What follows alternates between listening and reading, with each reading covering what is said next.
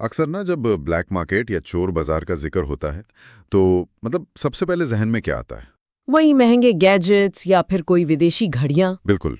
या फिर कोई गैर कानूनी चीजें। हम्म। लेकिन साल 2026 के भारत में ना एक बहुत ही अलग और चिंताजनक ट्रेंड देखने को मिल रहा है।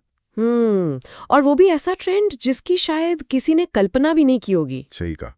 मतलब कई इलाकों में लोग छिपकर 4 से 6 हजार रुपए नकद दे रहे हैं और कोई विलासिता का सामान नहीं खरीद रहे। बाप रे, 4 से 6 हजार। हाँ, वो एक आम घरेलू एलपीजी गैस सिलेंडर खरीद रहे हैं। मतलब एक ऐसी चीज जिसे सुबह उठकर गैस स्टोव का नॉब घुमाकर जलाना इतना सामान्य लगता था कि कभी किसी का ध्यान ही नहीं जाता था इस पर। बिल्कुल, ये तो हमारे रोजमर्रा के जीवन का हिस्सा था। और आज की हमारी इस विस्तृत चर्चा का, जो हमारा आज का डीप डाइव है, उसका विषय यही है। साल 2026 में भारत के अंदर कुकिंग गैस या एलपीजी का ये जो गहराता संकट है। और मैं मानती हूँ कि ये एक ऐसा विषय है जिस पर बात करना आज के समय में बहुत जरूरी हो गया है। एकदम। और इस विषय की तह तक जाने के लिए ना हमने कई बहुत ही विश्वसनीय स्रोतों के डेटा का सहारा लिया है। इसमें Angel One, JM Financial Services, Good Returns, the Economic Times, साही, रॉयटर्स और द टाइम्स ऑफ इंडिया की विस्तृत रिपोर्ट शामिल है। इतने सारे अलग अलग स्रोत हैं तो तस्वीर काफी साफ हो जाएगी। बिल्कुल। और आज का हमारा मुख्य उद्देश्य ना इस गैस संकट की एक मिश्रित स्थिति को समझना है। मिश्रित स्थिति से आपका मतलब मिक्स सिचुएशन से? है ना, एकदम। मतलब मिश्रित स्थिति इसलिए क्योंकि देश के कुछ हिस्सों में गैस की सप्लाई बिल्कुल सामान्य है, मानो कुछ हुआ ही ना हो। अच्छा। हाँ, लेकिन बाकी हिस्सों में ये एक बहुत बड़ी और गंभीर समस्या बनी हुई है। तो चलिए इसको थोड़ा विस्तार से समझते हैं कि आखिर हमारी रसोई तक पहुंचने वाली गैस इतनी बड़ी चर्चा का विषय क्यों बन गई है। देखिए, इस पूरी स्थिति को समझने के लिए ना हमें इसके सबसे सीधे और सबसे दर्दनाक असर से शुरुआत करनी होगी, और वो है कीमतें। पैसे का मामला तो हमेशा सबसे पहले चुभता है। बिल्कुल। जब हम मिश्रित स्थिति की बात करते हैं तो इसका अर्थ ये नहीं है कि परेशानी सिर्फ गैस न मिलने की बस, है। और क्या परेशानी है? परेशानी इस बात की भी है कि जहां गैस मिल भी रही है ना, वहां उसकी कीमत क्या चुकानी पड़ रही है। मतलब संकट का स्वरूप हर शहर में अलग हो सकता है, लेकिन इसका जो वित्तीय प्रभाव है वो लगभग हर जगह महसूस किया जा रहा है। सही बात है। और अगर हम आंकड़ों पर नजर डालें तो तस्वीर बहुत साफ हो जाती है। एंजल वन की जो रिपोर्ट है वो बताती है कि 14.2 किलो का जो आम घरेलू एलपीजी सिलेंडर हम इस्तेमाल करते हैं, हाँ, जो लाल वाला सिलेंडर होता है घरों में। बिल्कुल वही, वो अब कई शहरों में 900 रुपए से लेकर 950 रुपए के बीच बिक रहा है। बाप रे, ये तो काफी ज्यादा है ना?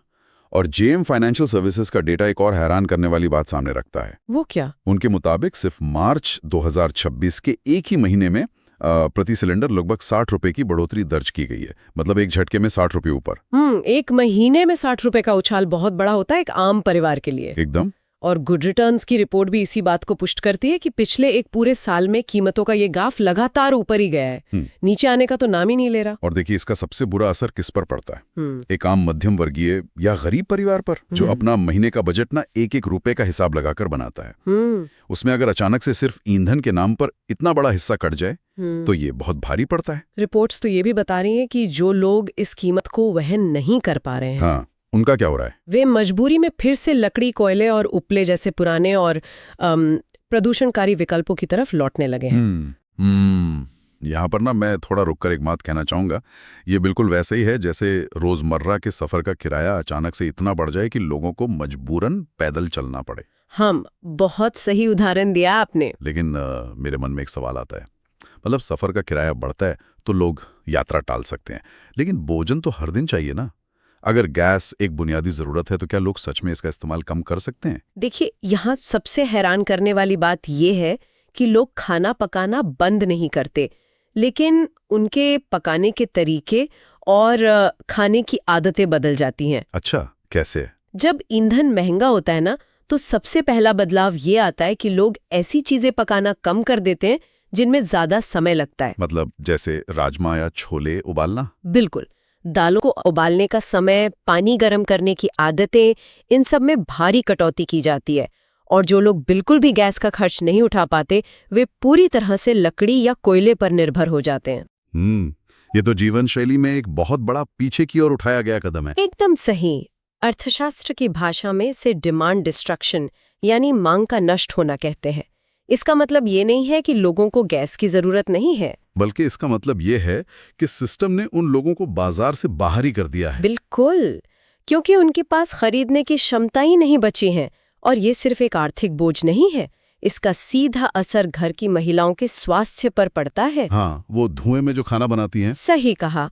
और उनके उस समय पर पड़ता है जो वे लकड़ी या कोयला इकट्ठा करने में लगाती हैं। ये परिवारों पर पड़ रहे एक बहुत ही गहरे मानसिक और आर्थिक दबाव को दर्शाता है। ये तो सच में बहुत गंभीर बात है। अब यहाँ एक बड़ा सवाल ये खड़ा होता है कि ये कीमतें आखिर इतनी तेजी से क्यों भाग रही हैं? मतलब क्या ये सिर्फ हमारी घरेलू महंगाई है या इसके पीछे कोई और बड़ा कारण है? इसके पीछे बहुत बड़े अंतर्राष्ट्रीय कारण हैं। हाँ, और द इकोनॉमिक टाइम्स की रिपोर्ट इस रहस्य से पर्दा उठाती है।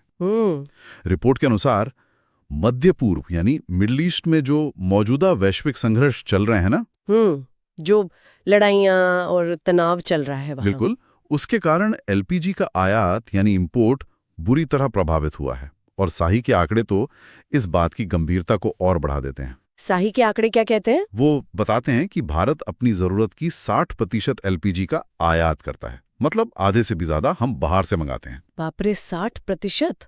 ये तो बहुत बड़ा नंबर है ना? और रॉयटर्स के अनुसार इस वैश्विक तनाव की वजह से सिलेंडर की डिलीवरी में कई हफ्तों की देरी हो रही है। और इस वजह से लोगों में एक घबराहट या पैनिक फैल गया है और वे गैस की होर्डिंग या जमाखोरी कर रहे हैं। यहाँ पर बात सच में बहुत दिलचस्प हो जाती है। अगर हम इसको बड़े पैमाने पर देखें तो 60% की निर्भरता का मतलब है कि जब दुनिया के किसी एक हिस्से में तनाव होता है तो उसका सीधा असर हमारे भारत के गैस स्टोव पर पड़ता है। एकदम सही। और ये जो हफ्तों की देरी हो रही है ना, ये कोई छोटी बात नहीं है।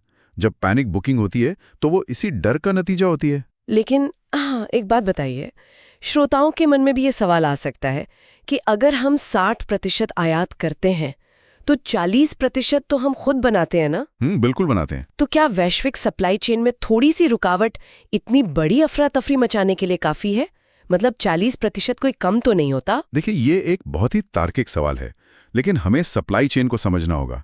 सप्लाई चेन कोई पानी की टंकी नहीं है जिसमें 40% पानी हमेशा जमा रहता है। अच्छा, तो फिर ये कैसे काम करती है? यह एक लगातार बहने वाली नदी की तरह काम करती है। मांग और आपूर्ति का चक्र हर दिन के हिसाब से चलता है। जब उस नदी का 60% प्रवाह अचानक धीमा पड़ जाता है तो जो 40% का घरेलू प्रवाह है वो पूरे देश की प्यास नहीं बुझा सकता। बिल्कुल सही समझे।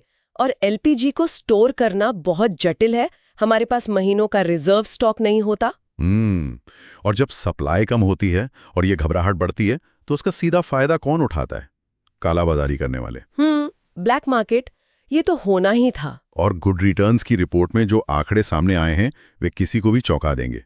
कुछ इलाकों में गैस सिलेंडर 4,000 रुपए से लेकर 6,000 रुपए जैसी अत्यधिक ऊंची कीमतों पर ब्लैक मार्केट में बेचे जा रहे हैं। 6,000 रुपए? ये तो अकल्पनीय है। हाँ, और गरीब परिवारों पर इसका सबसे बुरा असर पड़ रहा है। मतलब सरकार को इस अवैध बिक्री को रोकने के लिए जगह जगह छापे मारने पड़े हैं। ये किसी भी आपातकाल के दौरान होने वाली कालाबाजारी जैसा है। बिल्कुल, मैंने भी यही सोचा। ये बिल्कुल वैसा ही है जैसे किसी मेडिकल इमरजेंसी के दौरान जीवन रक्षक दवाओं की कालाबाजारी होती है, जहां लोग मजबूरी का फायदा उठाकर 4 से 6 गुना ज्यादा कीमत वसूलते हैं। एकदम सही तुलना की आपने। और मैं इस बात पे जोर देना चाहूंगी कि सप्लाई की कमी से ज्यादा खतरनाक ना सप्लाई को लेकर फैला वो डर होता है। डर? वो कैसे? क्योंकि यही डर ब्लैक मार्केट को जन्म देता है। जब लोगों को लगता है कि कल गैस मिलेगी ही नहीं तो वो आज 6,000 रुपए देने को भी तैयार हो जाते हैं। यहाँ गैस की कीमत नहीं वसूली जा रही, लोगों के डर की कीमत वसूली जा रही है। बहुत गहरी बात कही आपने। इस संकट का ना एक और असर है जो शायद घरों की चारदीवारी तक सीमित नहीं है। आप सड़क किनारे वाली अर्थव्यवस्था की बात कर रहे हैं ना? बिल्कुल। द टाइम्स ऑफ इंडिया की एक बहुत दिलचस्प रिपोर्ट बताती है कि एलपीजी के महंगे होने का असर घर के बाहर मिलने वाले खाने और चाय पर भी पड़ा है। अच्छा, चाय पर भी? हाँ, मतलब चाय के स्टॉल, छोटे ढाबे और रेस्टोरेंट बुरी तरह प्रभावित हुए हैं। उदाहरण के लिए एक कप चाय जो पहले 10 या 12 रुपए की मिलती थी ना, वो अब बढ़कर 20 से 25 रुपए की हो गई है। बाप रे, चाय की कीमत 2 गुनी हो गई। हाँ, और कई छोटे दुकानदारों को तो मजबूरी में अपना काम ही अस्थायी रूप से बंद करना पड़ा है। ये तो बहुत दुखद है। तो इसका मतलब यह है कि एलपीजी वो अदृश्य धागा है जो सड़क किनारे की पूरी अर्थव्यवस्था को जोड़े हुए है। बिल्कुल, ये कोई अतिशयोक्ति नहीं होगी। क्योंकि अगर एक चाय वाला अपना स्टॉल बंद करता है तो क्या ये सिर्फ गैस की कमी है या पूरी लोकल इकोनॉमी पर लगा ब्रेक है? ये पूरी इकोनॉमी पर लगा ब्रेक है। देखिए कैसे ईंधन की कीमतें सीधे तौर पर खाद्य मुद्रास्फीति मतलब फूड इन्फ्लेशन से जुड़ी हुई हैं। चाय पत्ती महंगी नहीं हुई, गैस महंगी हुई है। एकदम सही। और ये छोटे व्यापारियों की आजीविका को खत्म कर रहा है। उस चाय वाले से दूध वाला जुड़ा है, बेकरी वाला जुड़ा है और वो मजदूर जुड़ा है जो 10 रुपए की चाय पीकर थकान मिटाता था। ये तो एक पूरा चेन रिएक्शन है। अब इन सभी समस्याओं और अफरा तफरी के बीच ये जानना बहुत जरूरी है कि इस स्थिति को संभालने के लिए क्या उपाय किए जा रहे हैं। हाँ, सरकार क्या कर रही है ये जानना अहम है। रॉयटर्स के अनुसार सरकार ने कुछ कड़े कदम उठाए हैं। उन्होंने घरेलू उत्पादन को अधिकतम बढ़ाया है और सप्लाई पर नियंत्रण किया है। सप्लाई पर नियंत्रण मतलब ये कि उद्योगों के मुकाबले घरों को गैस देने में प्राथमिकता दी जा रही है। इंडस्ट्रीज से गैस काटकर हाउस होल्ड्स को दी जा रही है। ये तो क्राइसिस मैनेजमेंट का क्लासिक तरीका है। हाँ, और जो सब्सिडी योजनाएं हैं वो अभी भी कुछ गरीब परिवारों को थोड़ी बहुत राहत दे रही हैं। नतीजतन 2026 में हम ये मिश्रित स्थिति देख रहे हैं जहां कुछ क्षेत्रों में सप्लाई स्थिर हो गई है लेकिन मांग अभी भी बहुत ज्यादा है। तो इस सब का क्या मतलब है?